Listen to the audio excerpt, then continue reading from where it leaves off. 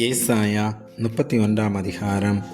சகாயம் அடையும்படி இஸ்ரவேலுடைய பரிசுத்தரை நோக்காமலும் கர்த்தரை தேடாமலும் எகிப்துக்கு போய் குதிரைகள் மேல் நம்பிக்கை வைத்து இரதங்கள் அநேகமாயிருப்பதினால் அவைகளை நாடி குதிரை வீரர் மகா பலசாலிகளாயிருப்பதினால் அவர்களை நம்பிக்கொண்டிருக்கிறவர்களுக்கு ஐயோ. அவரும் ஞானமுள்ளவர். அவர் தம்முடைய வார்த்தைகளை மறக்காமல் தீங்கு வர பண்ணி தீமை செய்கிறவர்களின் வீட்டுக்கும் அக்கிரமக்காரருக்கு சகாயம் செய்கிறவர்களுக்கும் விரோதமாக எழும்புவார். எகிப்தியர் தெய்வமல்ல, மனுஷர்தானே. அவர்களுடைய குதிரைகள் ஆவியல்ல, மாம்சந்தானே.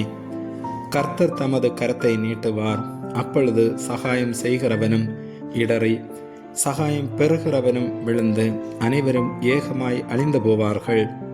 கர்த்தர் என்னுடனே சொன்னது, சிங்கமும் பால சிங்கமும் தங்கள் இரையை பிடித்திருக்கும் போது கர்ச்சித்து தங்களுக்கு விரோதமாய் கூப்பிடுகிற திரளான மேய்ப்பரின் சத்தத்தினாலே கலங்காமலும் அவர்கள் அமளியினாலே பணியாமலும் இருக்கிறது போல சேனைகளின் கர்த்தர் சீயோன் மலைக்காகவும் அதன் மேட்டுக்காகவும் யுத்தம் பண்ண இறங்குவார்.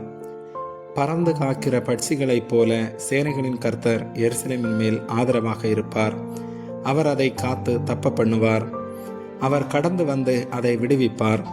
இஸ்ரவேல் புத்திரரே, நீங்கள் முற்றிலும் விட்டு விலகினவரிடத்தில் திரும்புங்கள். உங்களுக்கு பாவமாக உங்கள் கைகள் செய்திருந்த வெள்ளி விக்கிரகங்களையும் பொன் விக்கிரகங்களையும் உங்களில் ஒவ்வொருவரும் அக்காலத்திலே வெறுத்து விடுவீர்கள். அப்பொழுது வீரனுடைய பட்டயம் அல்லாத பட்டயத்தாலே அசிரியன் விழுவான். நீசனுடைய பட்டயம் அல்லாத பட்டயமே அவனை பட்சிக்கும். அவன் பட்டயத்துக்கு தப்ப ஓடுவான். அவன் வாலிபர் கலைந்து போவார்கள். அவனுடைய கண்மலை பயத்தினால் ஒளிந்து போம். அவர்களுடைய பிரபுக்கள் கொடியை கண்டு கலங்குவார்கள் என்பதை சீயோனில் நெருப்பையும் எருசலேமில் சூளையையும் உடைய கர்த்தர் சொல்லுகிறார். ஆமேன்.